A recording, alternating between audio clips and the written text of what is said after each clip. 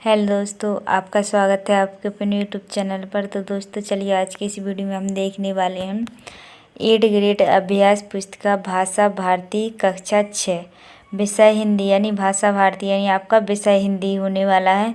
तो दोस्तों अगर आपको हमारी वीडियो अच्छी लगे तो वीडियो को लाइक और शेयर कीजिए, और अगर चैनल पर नए हैं तो जल्दी से चैनल के लिए सब्सक्राइब कर लीजिए, ठीक है। और है देखिए, आपकी जो वर्ष 2023-24 की गवर्नमेंट स्कूल द्वारा नई बुक दी जा रही है घर से भरने के लिए। तो दोस्तों इस वीडियो में उसी बुक के सभी प्रश्नों का हल मिलेगा, और जो आपकी बाकी के जो विषय हैं और हर क्लास के जो पेपर हैं और हर विषय के पेपर हैं, आपको सब कुछ इस हमारे चैनल पर मिलेगा, ठीक है। तो दोस्तों अगर आपने हमारे चैनल को सब्सक्राइब नहीं किया तो जल्दी से सब्सक्राइब कर लीजिए, और अगर बेल आइकन के लिए ऑल पर सेट नहीं किया तो जल्दी से ऑल पर सेट कर दीजिए, ठीक है। चलिए अब हम देखने वाले हैं पाठ 19। क्या देखने वाले हैं? पाठ 19। देखिए पाठ 19 देखने वाले हैं। पाठ का नाम है खूनी हस्ताक्षर। क्या नाम है पाठ का? खूनी हस्ताक्षर, ठीक है। और बाकी के जो 18 पाठ है हमने पहले ही दिखा दिए हैं, आपको वीडियो बनाकर मैंने डाल दी है सही आंसर और साफ वीडियो में। तो आप जाइए हमारे चैनल पर, वहाँ से सारी वीडियोस देख सकते हैं, ठीक है। चलिए अब वहाँ पे देखिएगा क्या है आपका प्रश्न नंबर 1 है, तो आपके बहुविकल्प प्रश्न है। और प्रश्न नंबर 1 है, शब्द रवानी का पर्यायवाची शब्द है। तो देखिए इसके 4 ऑप्शन दिए हैं, लेखनी, बलिदान, रक्त और प्रवाह, ठीक है। तो इसका जो सही आंसर है वो क्या हो जाएगा आपका? प्रवाह। डी वाला ऑप्शन सही हो जाएगा, प्रवाह, ठीक है। चलिए प्रश्न नंबर 2 देखिए। प्रश्न नंबर 2 है, करो या मरो का नारा दिया था। तो देखिए इसके जो 4 ऑप्शन दिए हैं, ए गांधी जी ने, बी भगत जी ने, ठीक है। और देखिए 2 यहाँ पर दिए हैं, क्या है? सुभाष चंद्र बोस ने और जवाहरलाल नेहरू ने, ठीक है। तो इसका जो सही आंसर है वो क्या हो जाएगा आपका? ए वाला ऑप्शन सही हो जाएगा। क्या हो जाएगा? ए वाला ऑप्शन सही हो जाएगा, गांधी जी का। करो या मरो का नारा किसने दिया था? गांधी जी ने दिया था, ठीक है। चलिए यह देखिए आपके 3 लघु उत्तरीय प्रश्न आ चुके हैं। प्रश्न नंबर 3 है, यूं कहते कहते वक्ता की आँखों में खून उतर आया, पंक्ति में आए मुहावरे को खोजकर लिखी। तो इसका उत्तर देखिए क्या है? आँखों में खून उतर आना। क्या हो जाएगा? आँखों में खून उतर आना, ठीक है। यह क्या हो गया आपका? मुहावरा हो गया है, ठीक है। चलिए प्रश्न नंबर जो है 4 देखिए। ये देखिए हमारा प्रश्न नंबर 4 है। प्रश्न नंबर 4 है, खून पानी क्यों हो जाता है। तो इसका उत्तर देखिए, देश को संकट में देखकर जिस खून में उबाल नहीं आता वह खून पानी के समान होता है, ठीक है।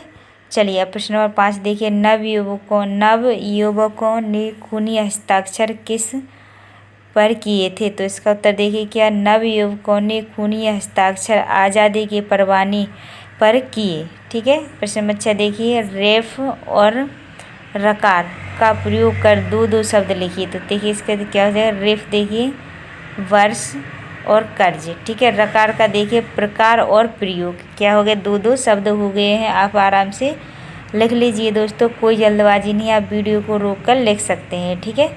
चलिए प्रश्न नंबर 7 देखिए। ये हमारा प्रश्न नंबर 7 है, जो आपकी लघु उत्तरीय प्रश्न है। प्रश्न नंबर 7 है, निम्नलिखित भावार्थ कविता की किन पंक्तियों से मिल रही है, उन्हें कविता से खोजकर लिखिए। तो इसका देखिए क्या है? सभा में उथल पुथल हो गई और लोग इंकलाब के नारे लगाने लगे जो बहुत दूर तक सुनाई देते थे। तो इसका उत्तर देखिए, हो गई सभा में उथल पुथल, सीने में दिल ना समाते थे, स्वर इंकलाब के नारों के कोसों तक छाए जाते थे, ठीक है। ये क्या हो गया है आपका? प्रश्न नंबर जो है 7 का आंसर हो गया है, ठीक है। आराम से लिख लीजिए, कोई जल्दबाजी नहीं है, ठीक है। प्रश्न नंबर 8 देखिए क्या है, निम्नलिखित शब्दों के पर्यायवाची शब्द लिखकर वाक्य में प्रयोग कीजिए। तो इसका उत्तर देखिए, प्रश्न आंसर देखिए क्या? फूल। फूल क्या है? पुष्प और सुमन, ठीक है। तो चलिए आगे देखते हैं। ये देखिए इसका वाक्य क्या हो जाएगा? वाक्य देखिए, सभी फूलों को पसंद करते हैं, ठीक है। प्रश्न 2 देखिए, माँ और जननी। तो इसका वाक्य प्रयोग करिए, माता अपने बच्चों को सर्वाधिक स्नेह करती है, ठीक है।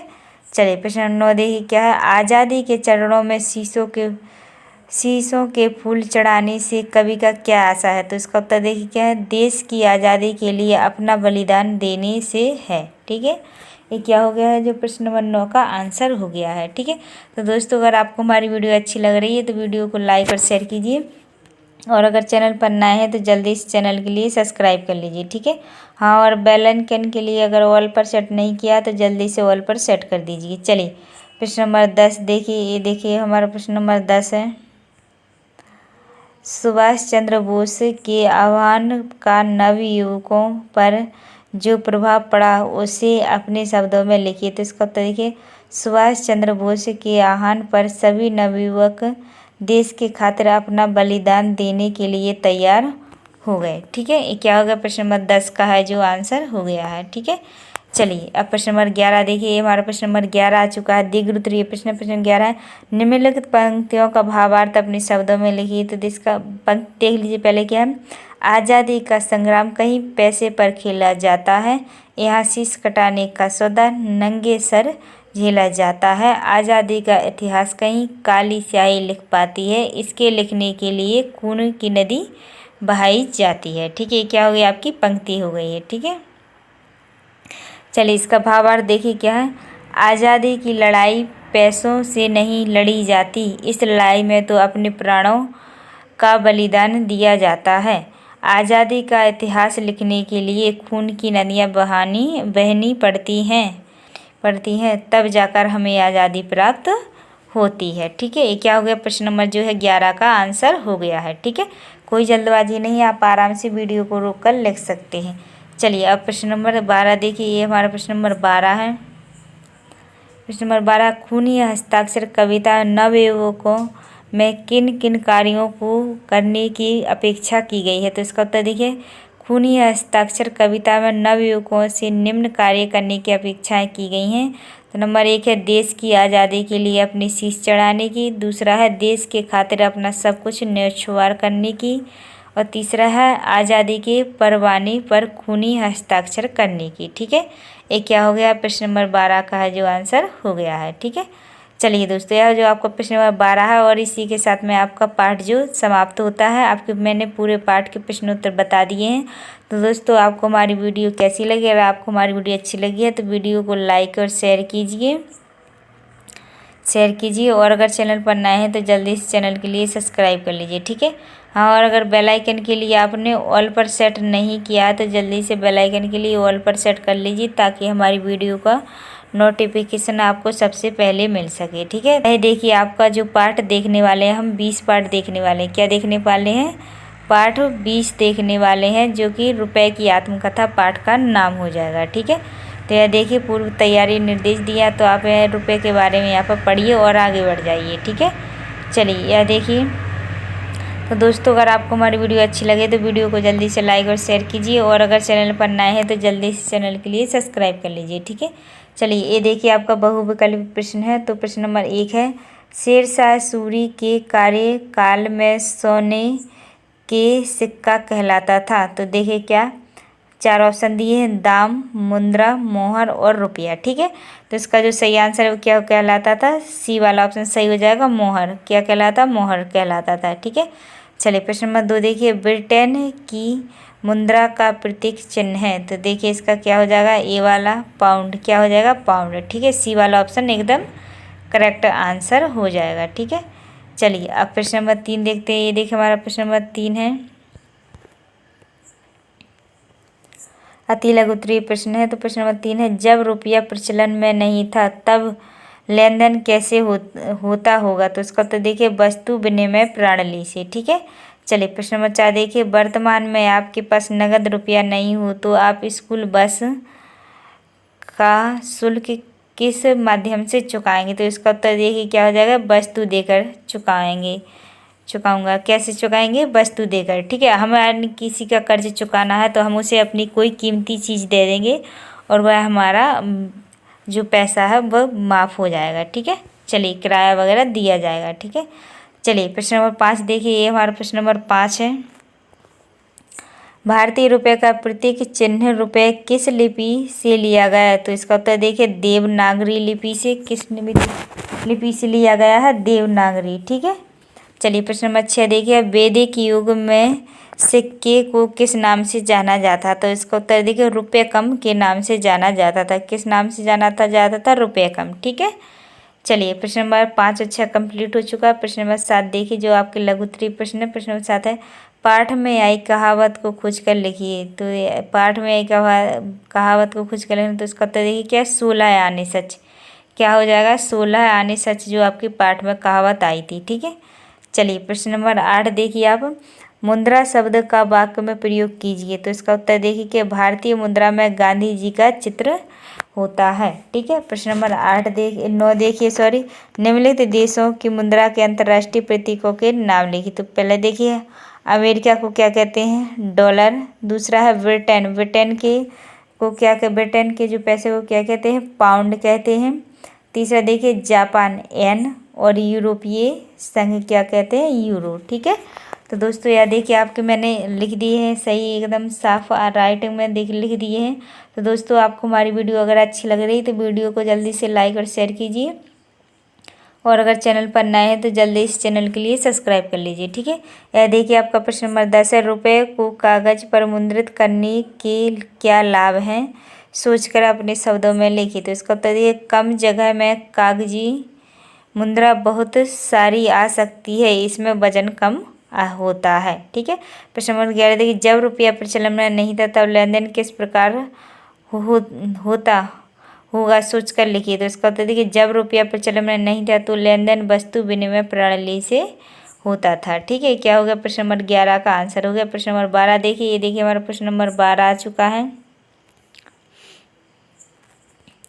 12 उन कार्यों का वर्णन कीजिए जिनके करने से भारतीय मुद्रा का अपमान होता है। तो इसका उत्तर देखिए नंबर 1 भारतीय मुद्रा को फाड़ने से, दूसरा भारतीय मुद्रा पर लिखने से, और तीसरा है सजावट के रूप में प्रयोग करने से। ठीक है। ये क्या हो गया प्रश्न नंबर 12 का आंसर हो गया, जो भारतीय रुपये का अपमान होता है। ठीक है। चलिए ये देखिए प्रश्न नंबर 13 देखिए हमारा प्रश्न नंबर 13 आ चुका है।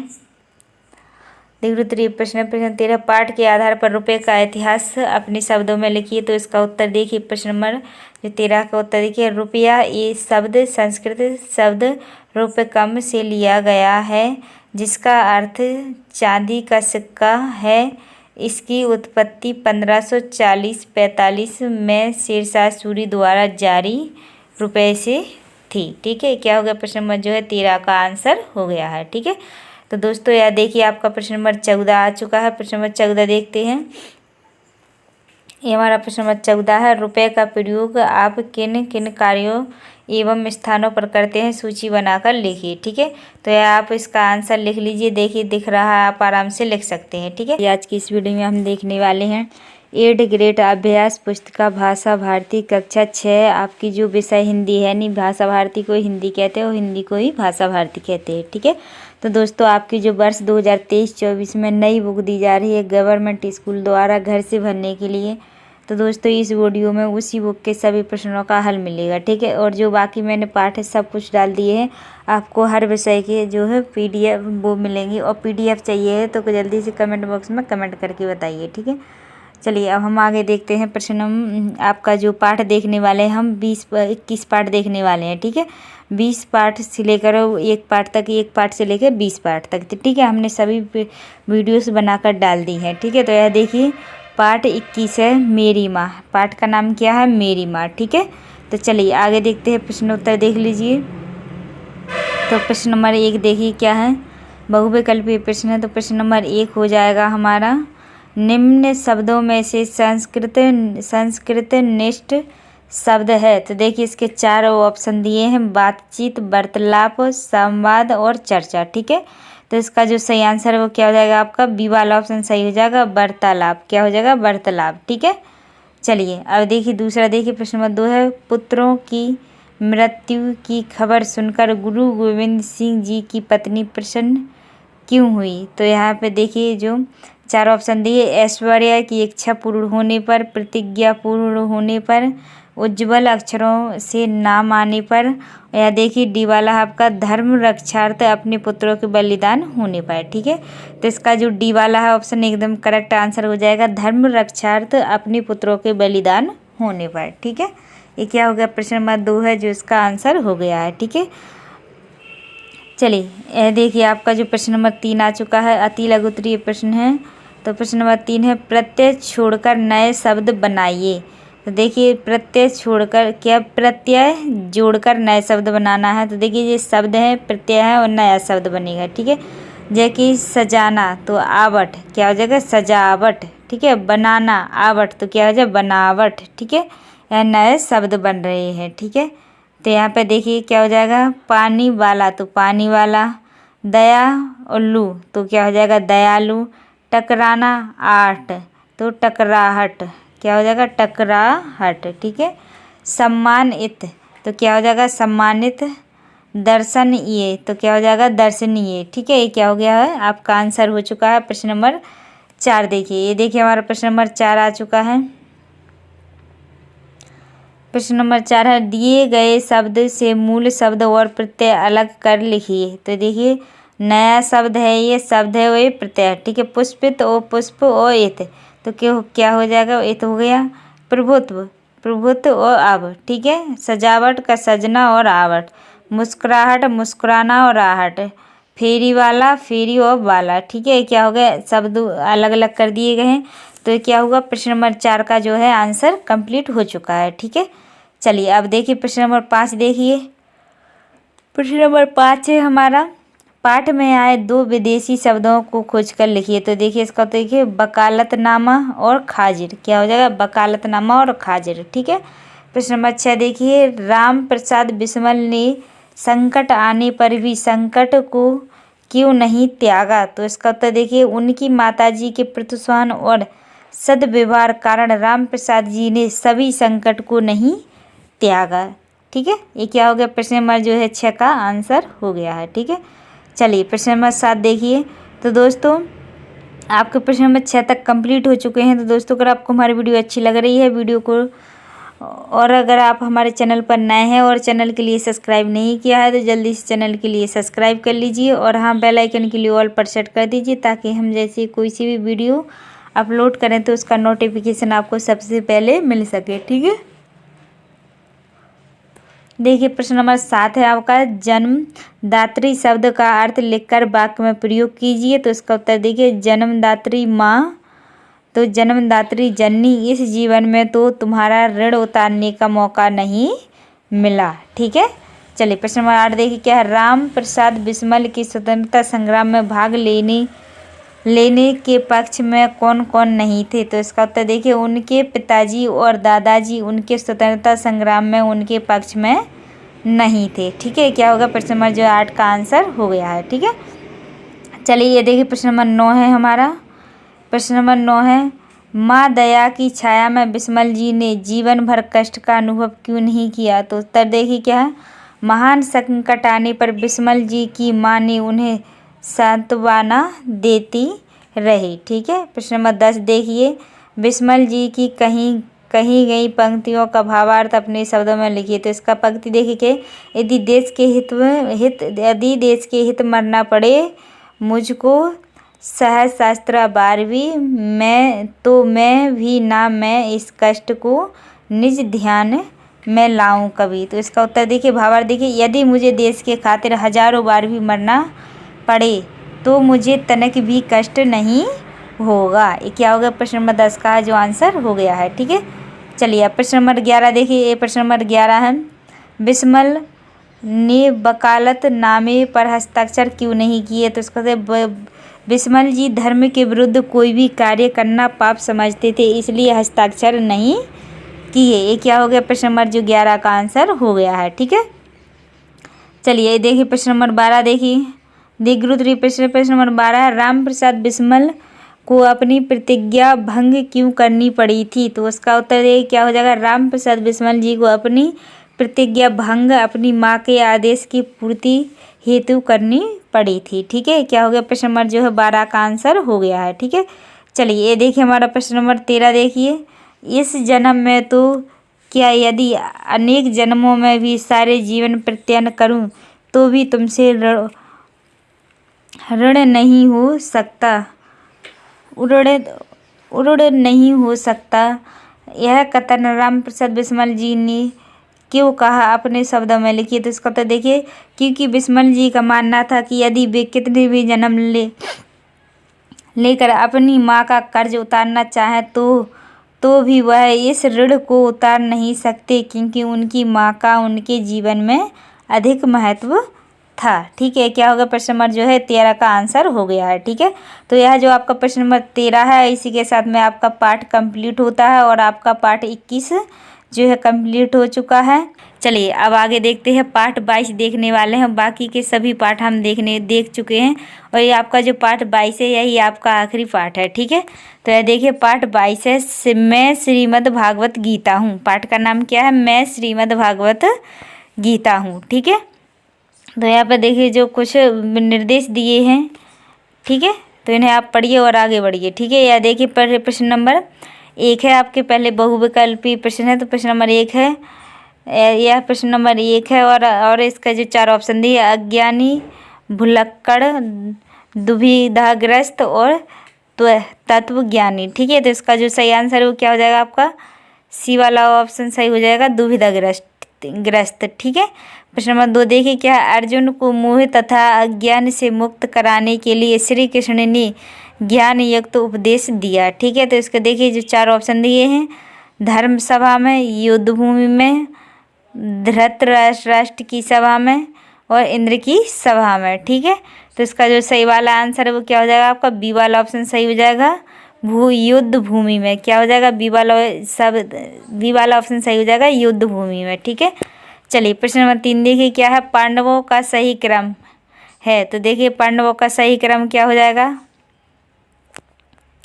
देखिए युधिष्ठिर, भीम, अर्जुन, नकुल, सहदेव। ठीक है, भीम क्या हो जाएगा? युधिष्ठिर, भीम, अर्जुन, नकुल और सहदेव। सी वाला ऑप्शन एकदम करेक्ट आंसर हो जाएगा। ठीक है, चलिए प्रश्न नंबर 4 देखिए, क्या है श्रीमद् भागवत गीता के अनुसार जीवन की सार्थकता कैसे प्राप्त की जा सकती है? तो इसका उत्तर देखिए क्या है, मोह में प्रभावित हुए बिना कर्म करने और कायरता को त्यागने में है। ठीक है, चलिए प्रश्न नंबर 4 का जो आंसर हो गया है।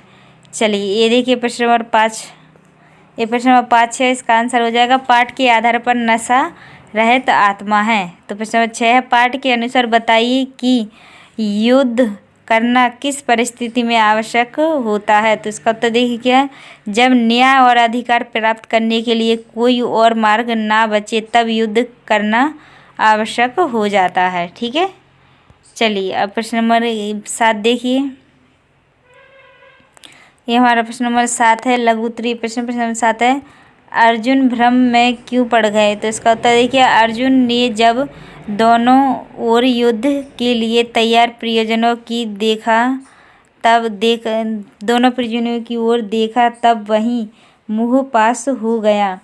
प्रश्न नंबर 8 देखिए, श्रीमद् भागवत गीता को परमात्मा की वाणी क्यों कहा गया? तो इसका उत्तर देखिए, श्रीमद् भागवत गीता को साक्षात श्री कृष्ण की, देखिए श्री कृष्ण की देखिए मुख से निसृत होने के कारण कहा गया है। ठीक है, चलिए प्रश्न नंबर 9 देखिए, पांडवों और कौरवों के बीच युद्ध को न्याय और अन्याय अथवा धर्म और अधर्म के बीच युद्ध क्यों कहते हैं? तो इसका उत्तर देखिए क्या है, क्योंकि पांडव अपना अधिकार चाहते थे और कौरवों के पास सत्तल बल तथा अंततः इस युद्ध को न्याय और अधर्म के बीच युद्ध भी कहा गया। ठीक है, चलिए प्रश्न नंबर 10 देखिए, ये देखिए हमारा प्रश्न नंबर 10 है, इसका आंसर हो जाएगा प्रश्न नंबर 11, इसका आंसर हो जाएगा। ठीक है, चलिए प्रश्न नंबर 12 देखिए, ये हमारा प्रश्न नंबर 12 है, आपके दीर्घ उत्तरीय प्रश्न है, युद्ध से पहले युद्ध भूमि में अर्जुन की मनोदशा का वर्णन अपने शब्दों में कीजिए जब उन्हें युद्ध के प्रति विस्तृतण होने लगी। ठीक है, तो इसका उत्तर देख लीजिए, ये इसका उत्तर हो जाएगा। ठीक है, तो दोस्तों यार जो आपका प्रश्न नंबर 12 है यही आपका आखिरी प्रश्न था और इसी के साथ में आपका पाठ 22 जो है ख़त्म होता है। ठीक है, मैं श्रीमद् भागवत पाठ का नाम था, तो यह इसका एंड होता है। तो दोस्तों अगर आपको हमारी वीडियो अच्छी लगी है तो वीडियो को लाइक और शेयर कीजिए और अगर चैनल पर नए हैं तो जल्दी से चैनल के लिए सब्सक्राइब कर लीजिए। ठीक है, चलिए दोस्तों मिलते हैं अगली वीडियो में, जब तक के लिए जय हिंद जय भारत। हाँ, और अगर आपको PDF चाहिए तो जल्दी से कमेंट बॉक्स में जाकर कमेंट करके बताइए। ठीक है।